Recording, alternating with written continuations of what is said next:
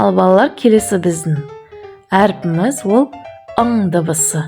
Ың дыбысы және әрпі дауыссыз дыбыстар қатарына жатады балалар. Ың, ың. Қайталаймыз. Балалар, дауыссыз дыбыстарды біз көк түспен бояймыз, балалар. Сондықтан да мен бүгін осындай көк бояумен бояғым келді. Келесі бізде суретте жаңғақтың суреті тұр. Жаңғақ. Жаңғақ сөзінде ың дыбысы бар, балалар. Оны артынан белгілейтін боламыз.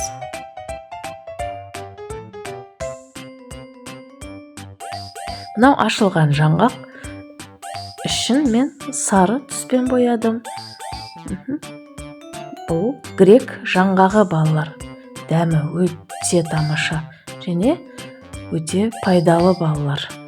Келесі суретте бізде таңқурай салынған. Таңқурай. Байқадыңдар ма? Балалар, бұл сөзде ың әріпі бар. Ың. Таңқурай жапырақтарын міндетті түрде жасыл түспен бояймыз. Және таңқурайдың түсі қызыл болады, балалар. Өстіп мен гуаш деген бояумен боядым. Балалар, сіздерге суреттерді бояулармен бояған ұнайды ма? Жарайсыңдар. Балалар, келесі суретте бізде шаңғы. Шаңғы. Қайталаймыз. Шаңғы. Сөзінде ың дыбысы бар. Балалар, шаңғының түсін кез келген түспен бояуға болады. Мен көк түспен бояғым келді және таяқшаларын сары түспен боядым, балалар. Енді балалар, әріпті бастырып жазамыз. Ың дыбысы және әріпі дауыссыз дыбыстар қатарына жатады. Ың. Қайталаймыз. Ың. Шаң.